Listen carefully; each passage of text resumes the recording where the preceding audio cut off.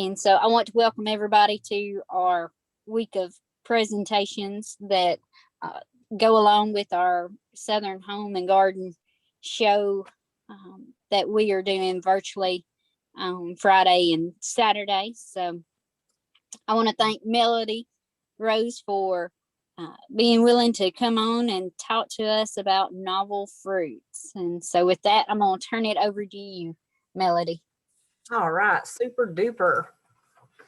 All right, well, I guess Darby saw this a couple of months ago when I presented this for my local group, because there seems to be a really growing interest in some of these cool fruit crops. So Darby called them novel fruits. I think that's the term we're going to use for 2022 when we get into some more of this programming. But all in all, I think these are pretty cool crops. And to kind of kick us off, when we do think about fruits, these on this slide are the ones that we most often think about. And we have growers all across the state that are going to be successful with some of these, but unsuccessful with others. You've probably heard myself, Dr. Bumgarner, Dr. Lockwood speak to peaches and nectarines and plums. Some of those trees, because they are tropical in origin, don't always perform the best throughout Tennessee. So we typically will try to encourage folks to kind of go another avenue. So some of the fruits that I'm going to present on today have some potential for production in our backyard growing systems. I've thrown in a few that are just kind of fun that might actually kind of border on being able to be productive. It just kind of depends on how much patience that you have to move forward with some of these. So some of the ones that we're going to talk about, I think I actually have them in this order. We're going to hit on the first 5 there pretty heavily because those seem to be the ones that most folks are interested in. And that's where a lot of the questions come into, at least in Northeast Tennessee in regard to those first 5. But we are going to mention some of these others as well. So the first one I want to talk about are pawpaws. This is one that's really come a long way in the last few years, but it is one that is actually native to the Appalachian region. And you can kind of see there highlighted in green where it is in fact native. This is a fruit that's really highly aromatic. You'll often hear it referred to as the Appalachian banana. Some people will say that it tastes like bananas. I'm not really a banana fan, but I like pawpaws. I think it's almost got a tropical-like custardy taste. So maybe papaya with a little hint of mango or something like that. But they do grow in singular fruits or in clusters of 2 to 9. It just kind of depends on the cultivar that you're growing. So you can kind of see what that fruit looks like on the inside there.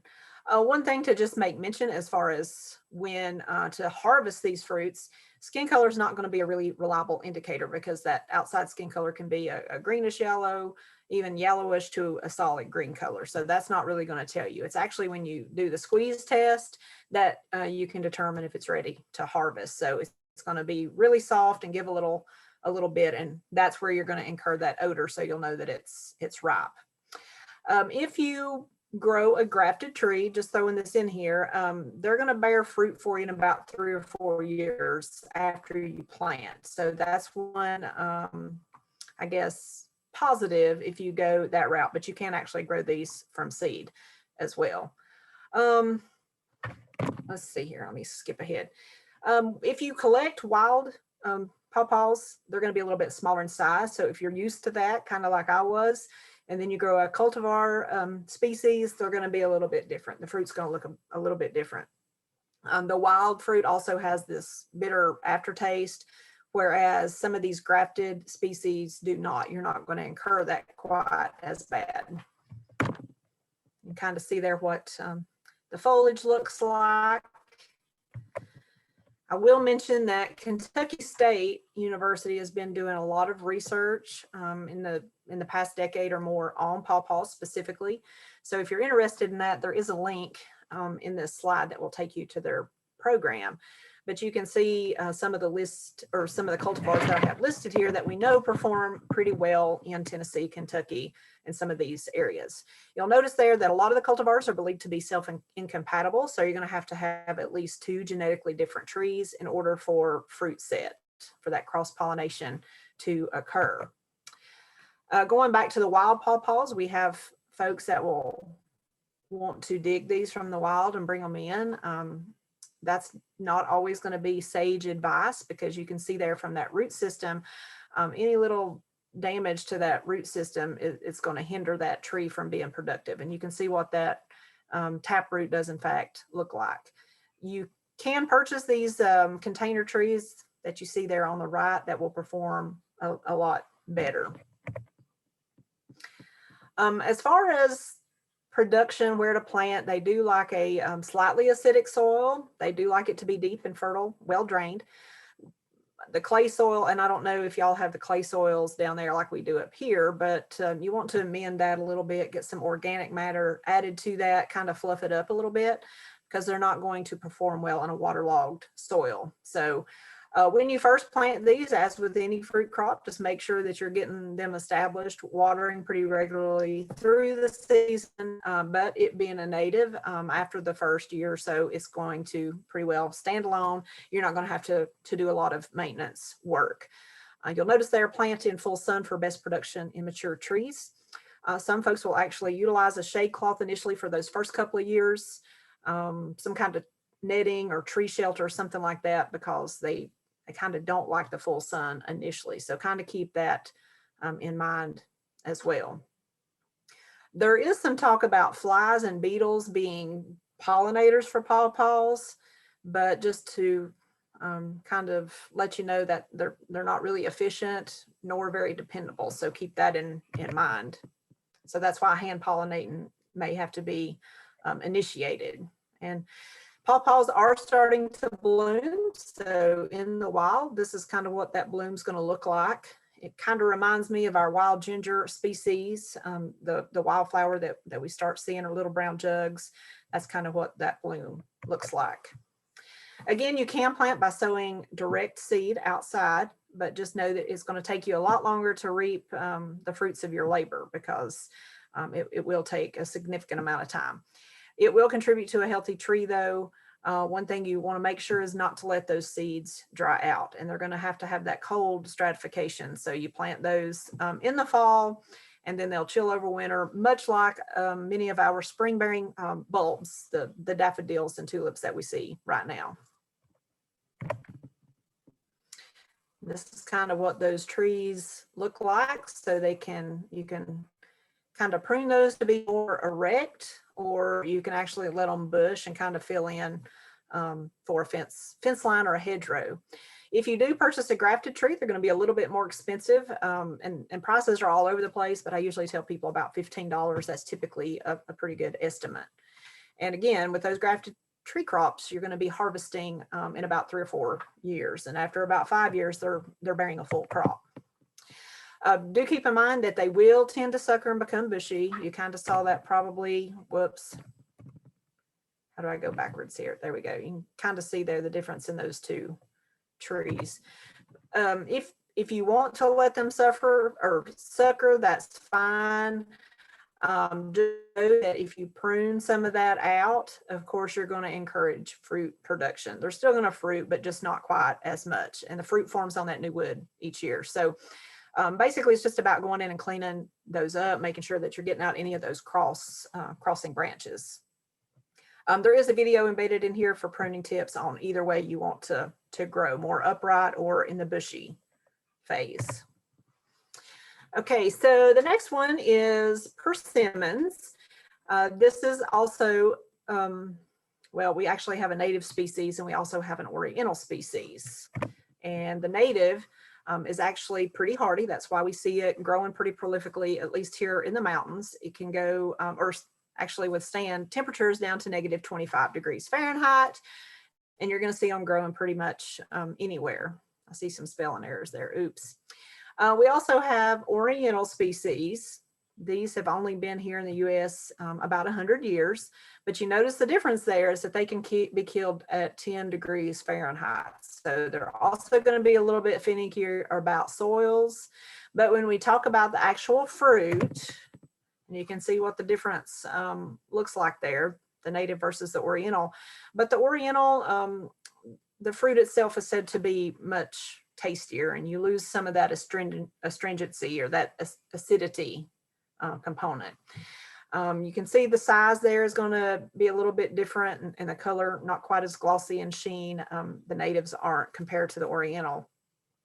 There is some of the Oriental that will actually achieve the size of a peach, and the Oriental's not, again, going to have that astringency. So that could just be a matter of preference too. I grew up on the wild or the native, so I kind of tend to go that route because that's what I like, but it's all a matter of taste. There has been, though, a misconception, at least in this part of the world, that if you let these fruit be frosted on, then that makes them edible. But that's not really accurate, because frost can actually ruin immature fruit on the tree. So be aware of that. If you've ever heard that myth, you do want to harvest before a heavy frost. Also keep in mind that as they continue to ripen, even after they've been picked, they will start losing some of that astringency as well. There is one variety that I would mention, and it is it's an Oriental variety, this Fuyu. But it's good to have that for cross-pollination for native or Oriental species. The fruit is really good. Pruning is not quite as severe with that species. And again, just some pictures to show you the native versus the Oriental. So really and truly a big difference there. The native trees are rarely self-pollinating. That's another thing. So you're going to have both female and male trees to produce a full crop. But they're not going to cross with the Oriental persimmons. We get that question quite a bit. So they gotta, if you're growing only native, you're going to have male and female. But if you have Oriental, they're not going to cross with that. So, and you can see there that on the Oriental, we can produce parthenocarpic fruit. This is just something to be aware of. So that's kind of like the seedless cucumber, because that fruit has no seed. But if they're parthenocarpic, they will tend to drop throughout the growing season. So you're going to lose some of that fruit production as well. So keep that in mind. And again, Fuyu is a great one to have as a pollinator for either one of these species. And this is kind of what the difference is in the flowers. A little bit difference too in their stature. The native is going to get much taller, 30 to 40 foot, whereas the Oriental is only going to grow 20 to 30 foot. And I would say 30 is probably stretching it. They're going to be more like 20 to 25 foot. And you'll notice there in the landscape or garden, give the Orientals a little bit more space. They're going to bush out a little bit more than the native, growing more upright.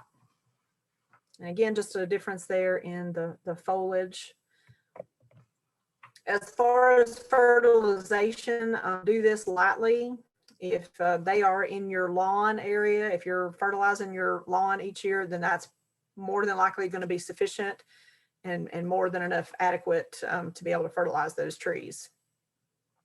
So notice that trees will crop heavily, resulting in a light crop the following year. This is just biennial bearing, and that's going to be common amongst any of our fruit and nut crops. And it's going to be pretty persistent with the persimmons as well. And notice there, one reason folks do like persimmons is because of that minimal pruning. But the thing about persimmons, which is kind of backwards from some of our other fruit crops, the older the persimmons get, the more you're actually going to have to come in and manage with pruning. Okay, so next on our list are elderberries, and you've probably all heard of this one. It is a nutritional powerhouse, but keep in mind that it's a toxic fruit if it's uncooked. We do have some commercial folks that are growing these for the health industry. So some of these are going to be specific in what kind of elderberry they want you to grow. But the American elderberry, of course, is going to be native. There is a European elderberry, and they're very closely related, but we do have the American species that's native here. And you'll notice there I put large shrub or small tree because, again, you can kind of manipulate that. And just a new term there for you, the small fruit's going to have these prominent seeds that are produced in a large cluster, which is what we call a coriumb. So these are being grown and sold to processors on the commercial scale because of that health tonic industry. Everywhere we're turning now, we see a lot of these products. It's also being utilized just in wine, jams, jellies, and concentrate. My favorite byproduct of elderberry is the elderflowers themselves. If you've ever got up close and personal with the elderberry bush, you can smell that really musky, sweet aroma. And those flowers will actually impart this really delicate floral taste to Saint Germain, which was the world's first artisanal French liqueur. So it takes about 1,000 of those elder flowers to produce one bottle of this Saint Germain. As far as cultivars, it's going to be all over the board. It's kind of hard to talk about in a general context because they are going to differ in earliness and yield, plant vigor, and disease susceptibility. So if you are interested in growing the elderberries, really get acquainted with those different cultivars. And it may be something that you're wanting to spread out harvest throughout the season. So keep that in mind. Berry flavor and the size and the color are also going to be a little bit different from species to species. So just to give you an FYI, a lot of these cultivars were actually created in a 40-year period there between 1920 and 1960. And a lot of that work was actually performed in New York and in Nova Scotia. So, and from that, the University of Missouri, their land grant system has actually done some research with elderberries, and they have released a Bob Gordon and a Wildwood cultivar that does really, really well in Tennessee. And again, if you happen to grow these for processing, make sure that, you know, they're going to dictate what species you need to be growing.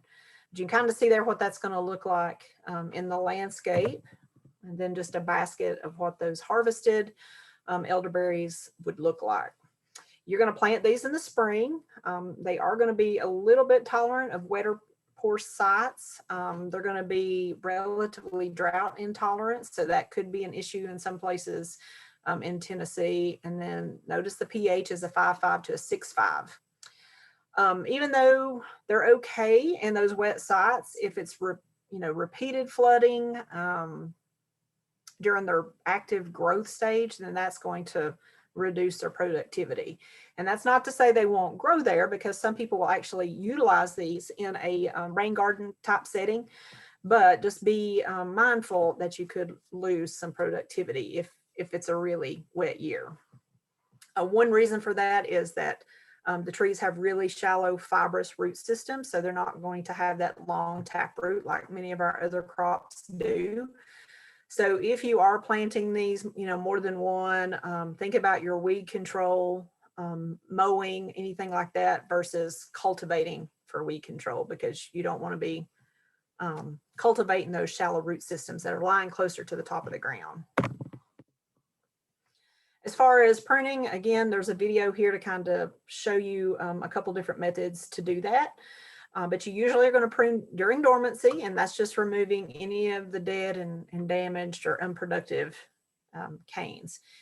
Also going to help with some disease issues there too, just kind of keeping airflow moving through that. Notice there that you can remove the canes to the ground level, but you need to leave equal numbers of 1, 2, and 3-year-old canes. And the reason for that is because they're going to fruit on those different canes. Also, as you're pruning, just keep in mind that's going to include much larger berry size and clusters, and you're going to have a little bit more of a concentrated harvest period, and makes it a little bit easier to pick as long as you're maintaining through pruning.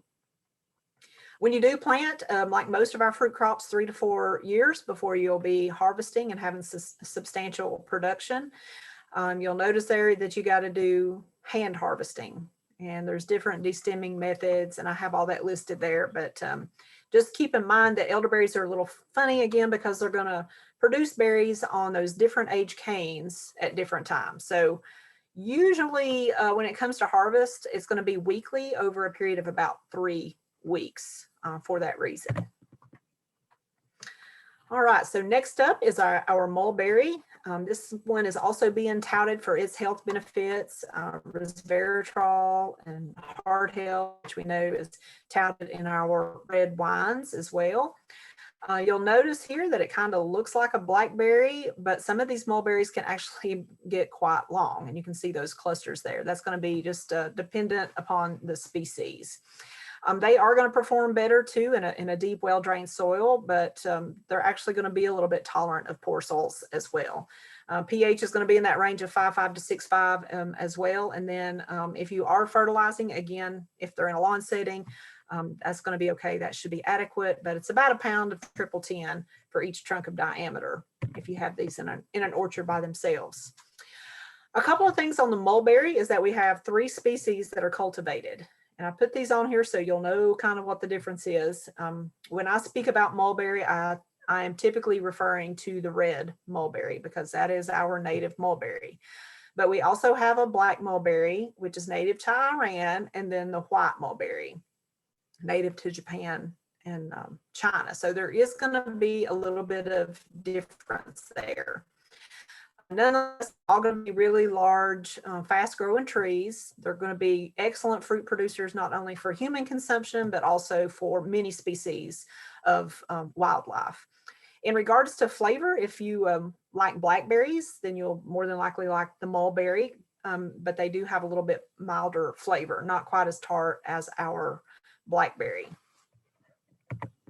These plants can be damaged by late spring freezes. So as they start to produce, like we got into an issue this past weekend, at least here in Northeast Tennessee. So folks were covering up the plants on a nightly basis for a few nights. So you will have to do that with mulberry. Again, there's a video in here for pruning mulberries and some cultivars that perform well.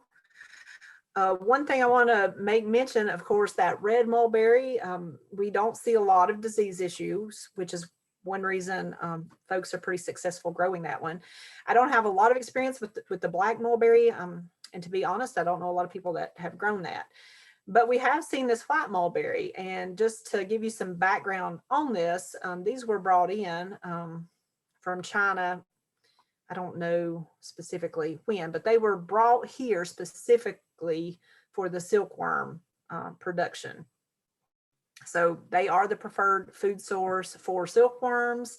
So it was one of those niche markets several years ago that growers thought they could get into this and be successful, but you probably never heard of that before, and there's a reason for that. It didn't really take off. It was just really expensive to get the startup cost initiated and to really be successful with that endeavor.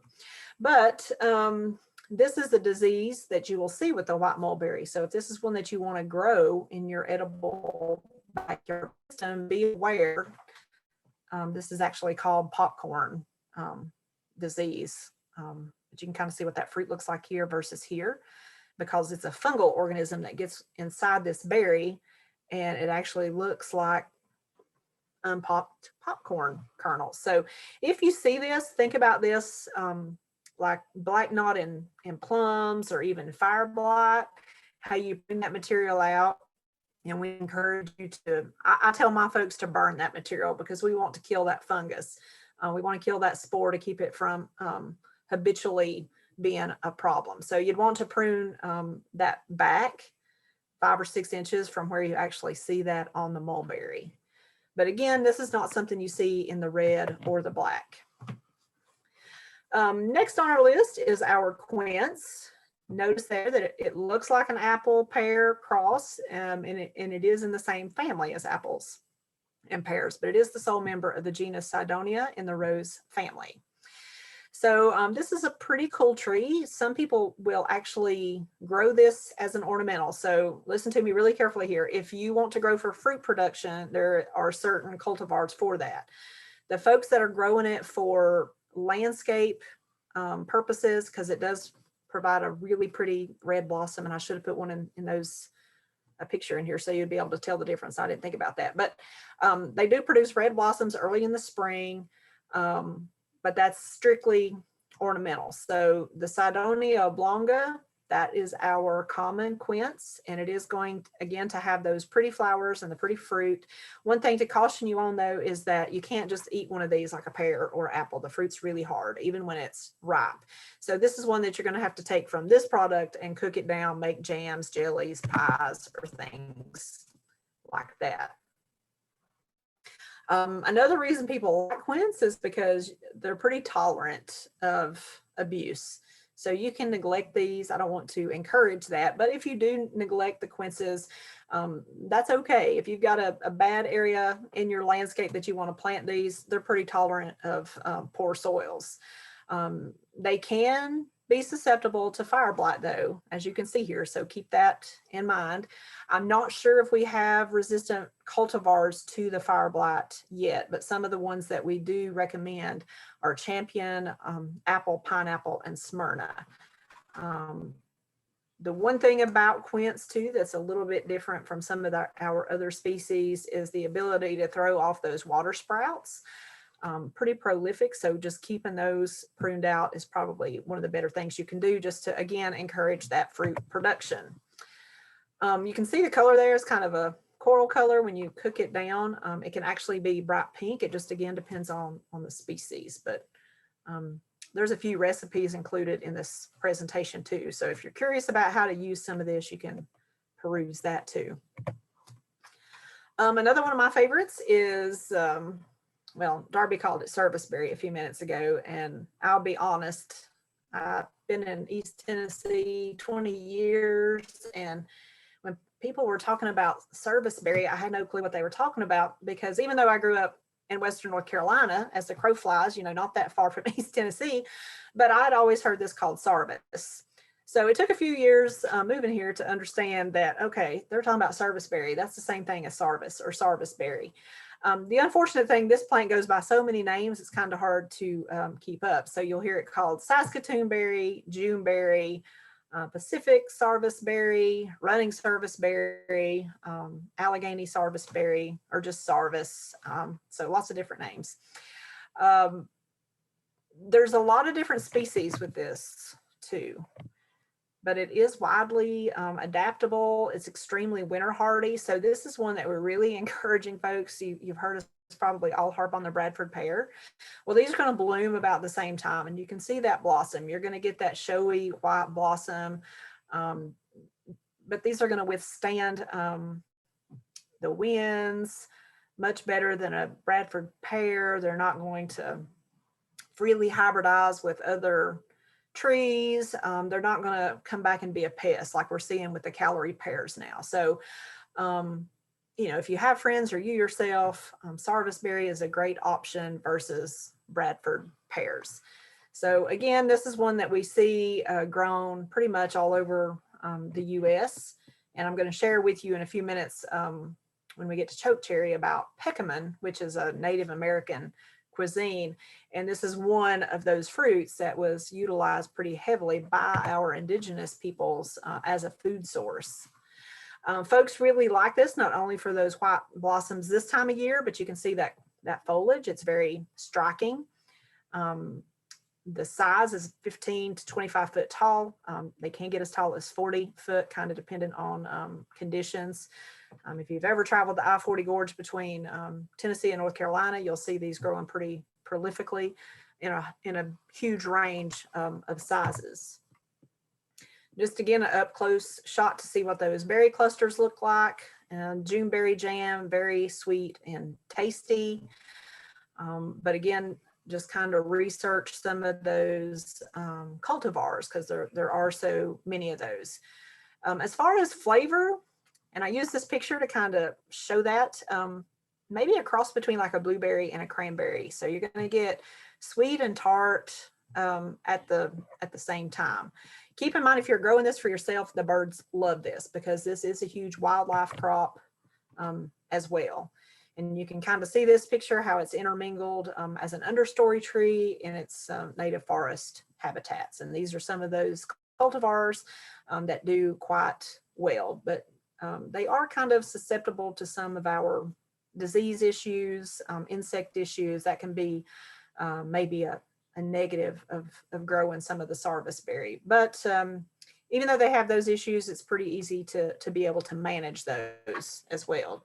If you plant serviceberry by seed, they do require that cold stratification as well and prefer a little bit more of an acid soil. Next up are our gooseberries and currants. And you'll notice there that they're more popular in Europe than they are here. If you've never been to Europe, you'll see this on many menus and multiple different options on menus for these. Gooseberries and currants are going to form these small, really cool, bright colored fruit. You can see kind of the difference there. The bad thing about these is that they're not very heat tolerant. So they can be grown in Tennessee, but they're also not going to be very winter hardy. So they don't like heat. They're not very winter hardy. So this is one I was talking about at the beginning. You're going to have a little bit of patience with these. Now we get asked the question all the time, what's the difference? Their flavor profile is going to be very similar, but gooseberries are going to be very thorny. And you can see that thorn protrusion right there. So harvesting, and even on the fruit itself versus the currant. So harvesting is going to be kind of finicky in that regard. Multiple different colors, varieties. You're going to grow these in a pH similar to your veggie garden, 6.0 to 6.5. You're going to have to fertilize these a couple times a season, so a little bit more management on that as well. So when we truly look at the profile for gooseberries and currants, we would say they're marginally adapted for the South. But I don't want to discourage you if you're into trying new things. We've had folks that are successful with these. But probably a good, what's the word I'm looking for? Compromise would be the jostaberry, because this is in fact a cross between the black currant and the gooseberry. So one thing that's a plus on this is you're doing away with the thorns. In a way, you can see that there. More generous crop than the stingy currant and without the pesky gooseberry thorn. So if you're into the gooseberry and currant, I would really encourage you to check out the jostaberry. You kind of see what this looks like in the landscape. It's a little bit different in its appearance, but the shrub grows really, really fast. It's hardy for our area, and it can withstand heat. It can withstand the cold winters. If you do grow these in multiples, make sure that you're spacing them out about 6 foot apart from one another, so you're giving them space to grow. Fertilizing in late winter or early spring. And where y'all are at in Middle Tennessee, shade, you can kind of see how this is under another large tree. They will actually benefit from a little bit of shade. Next up are jujubes. This is a drupe that's really rich in fiber, and notice there a drupe's going to be just like peaches, nectarines, plums. They're going to have that hard stone in the center of their flesh. So this is not native to our area. This is one that's coming from China. You'll actually hear this called a Chinese date more often than not. But it is a pretty graceful tree. It's got an open growing habit. It can get up to 40 foot tall, and it's going to produce plum-sized fruit. You can kind of see there what that looks like. So the single hard stone is going to have 2 seeds within that fruit, and you're going to notice this coloration starting to occur. So we don't want to harvest when they're this yellow color. We want to kind of wait till they start turning brown. This is how we know they're starting to ripen. And then you can see here on the tree what that in fact looks like. So it's going to be like a mealy apple, maybe would be a good way to describe what that fruit is actually going to taste like. They are very cold hardy. They're going to bloom enough later into the spring that these freezes like we just experienced this past weekend are not going to matter to them, because they're going to bloom so much later. They're going to tolerate a poor soil. Just make sure that that pH is 5 to 6 and keep it there, and they should be pretty happy. The other cool thing about jujubes is that you're not going to have to prune these babies either, which is a big plus. But as they kind of ripen, this is what that final result will look like. Again, much like a date. Kiwi, I put this in here because we always get questions on the kiwi. Not one of my favorite fruits to talk about for multiple reasons, even though some of these are being produced all the way up into New England now with some of these hardy kiwis. But notice there it is tropical, which is one reason that, again, much like peaches, it's not going to perform at its finest in Tennessee. But again, it's, gotten a huge push, superfruit, high in vitamin C. So folks are trying to grow these. One disadvantage is that you're going to have a unique trellising system for these. You're not just going to be able to grow them in the ground. You're going to have to provide support for those. The leaves can actually get the size of your palm. So I don't know if you can really see that, but they can be quite large, and you can see that they do take up quite a bit of space, and you're going to have to be doing some management with these as well. Now, the kiwi versus the hardy kiwi, of course, the kiwi is not going to do well just because of the cold hardiness here in Tennessee. But if you want to, grow these, make sure it's the hardy kiwi and really research some of those cultivars, and just know that you're going to have to implement a trellising system. Another unique tree is the loquat. It's an evergreen shrub, or also called the Japanese plum. It's going to be compact. It's going to be evergreen. You can see that fruit, how prolific that it does fruit. It's got really pretty white flowers, and that's going to be in the fall and winter. So fruit production is actually getting ready to occur now. So maybe a little bit backwards than what we typically think of with our fruit trees. The other thing is loquats are going to be self-fruitful. They are going to taste a lot like a plum, hence the reason that they're called a Japanese plum. Fruit production is going to vary. This is not going to produce every year, and I'm not really sure why that is. I know Georgia has looked at producing loquats, and I'm not really sure where that is, but in regards to the research or the science behind that. But just know you're not always going to get fruit every year. They are drought tolerant though, and they will respond to irrigation, of course. They are okay being grown like under pine trees. Again, they're going to like a little bit moderate pH, like a 5.5 to 6 to perform well. You're going to have to fertilize these a couple of times a year, so a little bit more maintenance.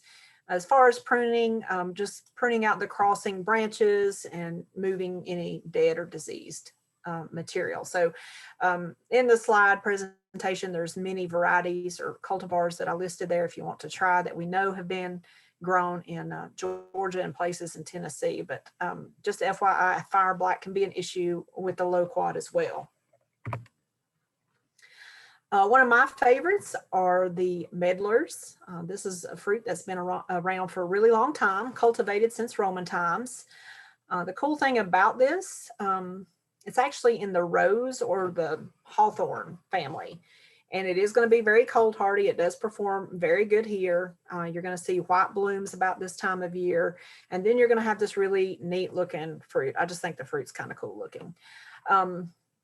You can grow these from seed, or you can graft on pear or quince rootstock. And I've seen all of those. I don't know if there's a better way to do that. I've seen them all perform well. The cool thing about the medlars is just how you're harvesting. So of course, when you harvest, this is what they're going to look like, but we want them to go through this process. It's almost like rotting flesh, but it kind of does it on its own. It's called bletting. But we want that entire fruit to kind of go through this process, because this is when it's actually edible, and it's going to taste a lot like applesauce. And this, of course, will happen after frost. So this is one that can actually hang on to the tree a little bit later in the season than some of our others. At this stage, it's really hard and acidic, but then again, after it's blighted by frost, it becomes quite tasty. And that's why it's kind of confusing to people. People think it has rotted, but in fact, that's when it's at its prime. Kind of along that same vein are the mayhaws. This is a true Southern favorite. So if you've never heard of the mayhaw, I would encourage you to get acquainted with this one. It's a pretty cool addition to your landscape. But the mayhaws are also in the rose and hawthorn family. So they're going to produce these small apple-like fruits. That's going to vary, probably late April to early May. They are going to tend to prefer that swampy rain garden type area. They can actually withstand that more than any other fruit that we've talked about. So if you have a wet area, they're actually going to thrive in those areas. There's about 10 companies in the US that actually produce jellies on a commercial scale. So if you've never had mayhaw jelly, that might be something to check into. But they're going to be what we would consider a small to medium sized tree. And again, just really attractive, but similar to some of our other crops, wildlife loves these, or loves the fruit as well. And freezing can be an issue, so these would have to be covered. True. Kind of see what that blossom looks like there. And then pomegranates, native to Iran. Again, it's going to be kind of tropical in nature, so these don't perform very well, but I went ahead and put this in here because I had some folks that wanted to try with the pomegranates, but they're going to be finicky, cold hardiness. They're just not going to be able to withstand that. Some folks are trying to grow these in containers, and that might be an option, but you can see here how large and prolific the pomegranate can actually be. So I'm not going to spend a lot of time talking about that. If that's something you're into or want to investigate, there's some links in there that will take you to some of the cultivars that might be better suited for our environment here in Tennessee. But they do kind of throw off a really cool bloom, and then of course the fruit's pretty cool. Another favorite is choke cherry, which is native. It was a native food staple for our Native Americans. This is one they really relied on quite heavily. And this is one that was actually documented to have been cultivated in North America in 1724. Just as an FYI, the seeds are going to be toxic. So it's going to be those what are those called? The cyanide compounds. So you're going to have to cook these down, boil those, or whatever to be able to get some of those cyanide compounds out of there. I can't talk today, y'all. The glycosides, it's just a poisonous glycoside is what that is. But again, this was one that Native Americans really took, utilized it quite prolifically and still do. This is where that pemmican comes from. It's a mixture of tallow, dried meat, and dried berries, and was actually probably the first survivalist food in America. And you can kind of see how that's made into a bar here. And there's actually a recipe in there if you're into that kind of thing. That's pretty cool. When you dry choke cherries, that's going to improve their taste because that helps sweeten them up and encourages a higher sugar content.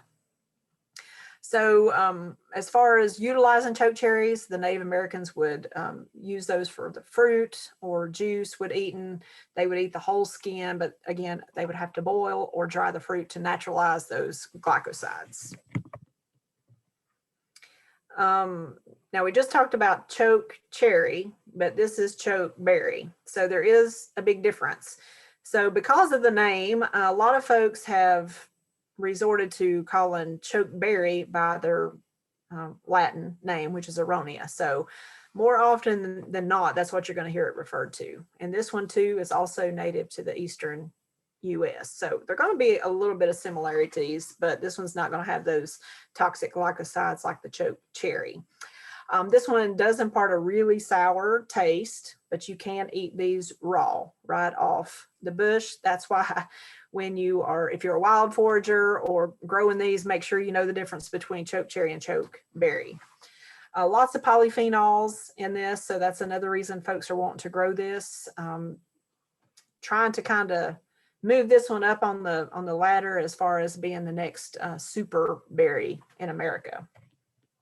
You're going to see these berries actually come in 3 different colors: red, purple, and then that really dark blackish blue purple. So again, kind of depending on what you want, there's different cultivars and species that are going to be available for that. Boysenberry, this is actually a berry that has, it's a hybrid that's been produced from 4 different plants, and that's actually the blackberry, the raspberry, the dewberry, and the loganberry.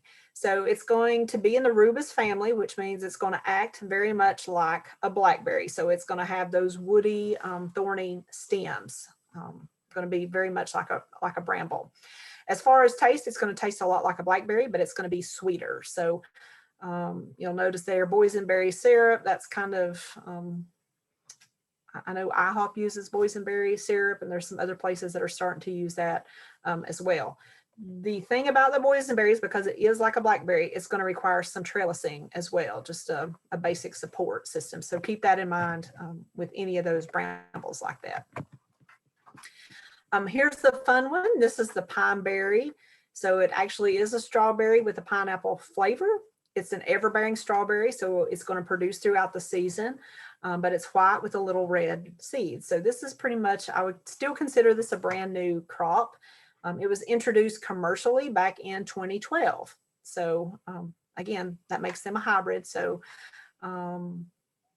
they are going to taste like a pineapple. That's kind of what sets them apart. They are going to suffer from some of the same disease issues and disease pressure as a strawberry. So think about this just like you would a strawberry. If they are left in the sun for too long, if you don't harvest these right when they're at this stage, they'll turn pink and almost be very similar to just our regular strawberries. You heard me mention the loganberry just a few minutes ago. This is one, I'm seeing this more prevalently, at least in Northeast Tennessee. And the reason for that's the disease resistance. So when people kind of moved away from picking blackberries in the wild and started growing some of the native the tame species, and not to take anything away from some of those hybrid cultivars, but we saw a higher occurrence of disease pressure. So enter the loganberry. We've got some good disease resistant in the loganberry, and it's going to taste very similar to the blackberry. It is a cross between the blackberry and the European raspberry. So looks and tastes though more like a blackberry. They are going to be more frost resistant too. Another fun berry is the dewberry. You can see there that bright purpley blue fruit. It's got a smaller cluster size, but they too are going to be in the rubus family and very similar to a blackberry. But these are going to be smaller and they're going to trail versus being upright and high arching and eating that trellis system like a blackberry. And again, they're going to be this unique color rather than red. If you've ever drank an herbal tea with tea leaves or blackberry leaves, oftentimes it will be the dewberry that's used for that purpose. And they're going to yield a really nice sweet taste as well. And sometimes you'll hear those referred to as ground berries. So kind of synonymous there with the names dewberry and groundberry. I had to throw in huckleberry. I didn't want to talk a lot about blueberries, but just as an FYI, our wild native huckleberry will often be referred to as bilberries. It just kind of depends on where you're located. Bilberries are typically in the northern Appalachian is what they're referred to. But huckleberry is synonymous there with the name. And you'll notice here they're a wild berry and they're rarely cultivated, but see how much smaller that fruit is? That's one way you can tell a huckleberry from a blueberry. The big difference here is just the seeds. So the other big difference between the two is that if you're on a keto diet, huckleberry has less carbs than the blueberry that we cultivate now, and a little bit richer in fiber and antioxidants. Here's a couple more that are not going to be well suited to the South, but we've had a few folks that have grown the lingonberries. But again, patience is going to be of a necessity when you try to grow these. But they have a really bitter taste. This is something that comes to us from the Nordic regions, some of the Slavic areas in Europe, think Scandinavia. This is one that they utilize quite frequently in production systems there. And of course the cranberries, even here in Northeast Tennessee, we did have an area of cranberry production. We had a fen up in Johnson County that produced cranberries. But other than that, it's going to be kind of little pockets that are going to produce these. And then we have the cloudberry. This is one that you probably won't see in your area out there, but I had to throw it in here because it's the bright orange color. And we do see this at higher elevations, but you're usually going to have to be right at about 6,000 foot to be able to see this. And that would be traversing that Appalachian spine before you see this. And you can kind of see how it grows. It's short and stocky, pretty much grows on the ground. It is a native to Newfoundland, so anywhere the alpine boreal forest, this is one that you're going to see pretty prolifically, but it tastes kind of like a cross between a raspberry and a currant. So I just, again, wanted to throw that in there because it's a pretty color. There we go.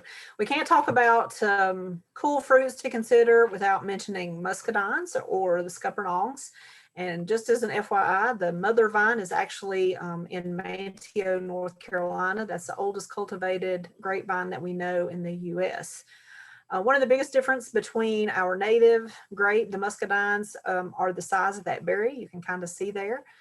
Typically, and this is not always true, but muscadines will be of color, whereas the scuppernongs are considered what you see here on the right, kind of that bronzy colored grape. They're going to perform in a wide variety of soils, except any that don't drain well, but a sandy soil does just fine. They'll even grow in part shade. They're going to be easy to grow organically, which is one reason that people like these.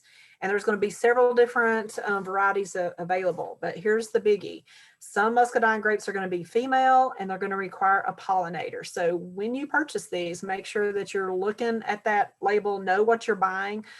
Because you need to know what those cross-pollination requirements are before you purchase. We've had a few growers get into that issue, and even myself early on years ago, I was like, I don't know why that's, I don't understand why that's not, you know, it just made no sense. And then as I got to reading and understanding and talk to Dr. Lockwood, it's like, oh, we got to have a pollinator because some of those are going to be females. So keep that tucked away in the back of your mind if muscadines are something you're wanting to grow. So Darby, with that, I'm going to finish up there. Let's see here. Okay, well, I don't see any. Yes, you did stop. I don't see any questions in the chat, but we'll open it up for anybody if they have any questions. Now's the time to ask Melody what your questions are or make comments.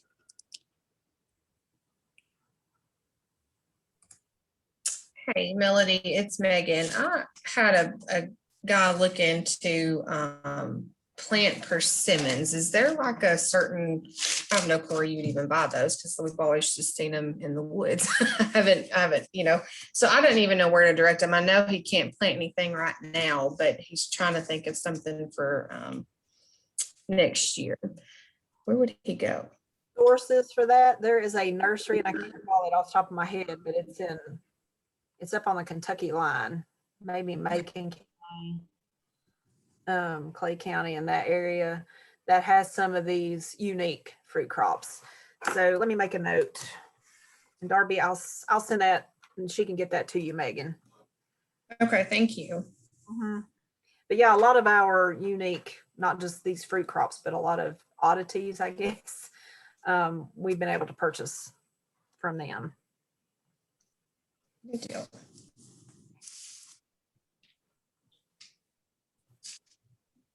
And Darby, you've got a copy of this, right?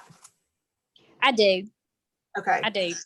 And each one of those slides will have a lot of external links and, you know, links to the videos for pruning, links to the list of cultivars, and links to some of the land grants that are conducting research on those specific crops. So you'll be able to get a lot of resources just from that as well. Okay. Thank you. Thank you. You're welcome. So it's interesting to know about the pawpaws. My grandparents, of course, he's my pawpaw, so they planted a pawpaw tree when they built their house several years ago, but they always complained that the fruit didn't taste good. And so I guess that would be why they probably have the wild top. Yeah. And, you know, that's something. a matter of, yeah, preference, you know. It's like the persimmon. Everybody likes the Oriental better. And I'm just like, well, I don't know. I kind of like that really astringent, acidic flavor of the persimmon, the native. Hardiness on loquats, it just it depends on the cultivar, on the species. They are, I mean, like we grow those here in Northeast Tennessee, so I'm sure they'd be suited for y'all. I didn't go into a lot of those because there's so many different cultivars. So again, and Darby can tell you this on anything, not just these cool fruits, just to make sure that you research those and know what you're getting, but you know, before you plant, understand what those labels mean, even with disease resistance and that kind of thing. But yeah, loquats grow well in Kentucky, Virginia, West Virginia, so they should do well for you.